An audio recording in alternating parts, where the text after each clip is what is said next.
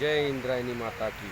नदीला माता आणि गौमाता म्हणणाऱ्या आपल्या देशात महाराष्ट्रात साधू संतांच्या भूमीत नदीला आपण माता म्हणतो. आणि ह्या इंद्रायणीचा भाग आहे. आळंदीच्या भागामध्ये इंद्रायणीचा भाग आहे, इंद्रायणी नदी आहे. किती फेसाळ इथं तुम्ही बघू शकता, एवढी घाण झालेली नदी. आपण नदीला माता म्हणतो. आणि हे बघा एवढा फेस आहे, कुठल्या केमिकलचं पाणी येते, गटाराचं येते, काहीच कळत नाही. एवढी घाण अशी नदी झाली आहे. नक्की लाज कुणाला वाटली पाहिजे तेच कळत नाही. आम्हाला स्वतःला तरी बघताना वाटते की अरे रे किती दयनीय परिस्थिती आपल्या इंद्रायणी मातेची आहे. तिची आरती पण होती, आरती पण करतात लोक. पण हे जे केमिकलचा फेस येतो आहे आणि इथून पुढं जातो आहे आपल्या मंदिराकडे, तिकडं मेन मंदिराकडे नदी जाते, तिथं हेच नदीचं पाणी तीर्थ म्हणून आपले साधू संत पीत असतात. अशा पद्धतीचं नदीची अशी बिकट अवस्था झालेली, एवढी घाण झालेली नदी. हे बघू शकता तुम्ही, नाले आहेत का केमिकल वॉटर आहे, काहीच सांगता येत नाही. हा नवीन ब्रिज झालेला आहे, त्याच्या पलीकडे तिकडे टाकणचा ब्रिज आहे. बघा किती घाण फेसाळ नदी झालेली आहे. केमिकलयुक्त पाणी आहे, नुसता फेस आहे या नदीमध्ये, एकदम घाण पाणी आहे.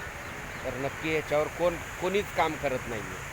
म्हणजे नद्या आपल्याला बहुतेक संपवायच्या आहे अशा पद्धतीने हे काम चालू आहे आपल्या हिंदूच्या भूमीमध्ये, साधू संतांच्या भूमीमध्ये.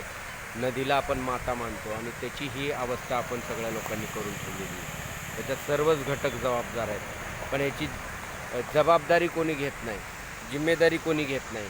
नदी म्हणजे मोठा नाला करून टाकलेला आहे. बघा नुसता फेस, नुसती घाण, एकदम नाला पण बरा वाटेल अशी ही नदीची अवस्था केली आहे. नदी माता म्हणतो आपण, पवित्र नदी आमची इंद्रायणी. इंद्रायणी मातेवर गाणे पण लिहिले गेलेले आहेत. पवित्र नदी मानतो, त्याचं जलप्राशन तीर्थ म्हणून आपण करतो सर्वजण. आणि हे आपल्या साधू संतांच्या भूमीत हे अशा प्रकारची घाण झालेली आहे नदी. याला जबाबदार कोण आहेत लोक, त्यांना आपण पकडत नाही, किंवा ह्याची जबाबदारीच कुणाकडे नाही आहे. ना नगरसेवकाकडे, ना आमदारकडे, ना खासदारकडे, ना कुठल्या पंतप्रधानकडे, कुणाकडेच जबाबदारी नाही आहे. कुणीच जिम्मेदारी घ्यायला याची तयार नाही आहे. तर हे कुठंतरी थांबलं पाहिजे. नदी एकदम स्वच्छ पाहिजे, माता मानतो आहे आपण. आणि कुठं कुठं घाण मिक्स होती आहे ह्या नदीमध्ये, ते आपण पाहिलं पाहिजे.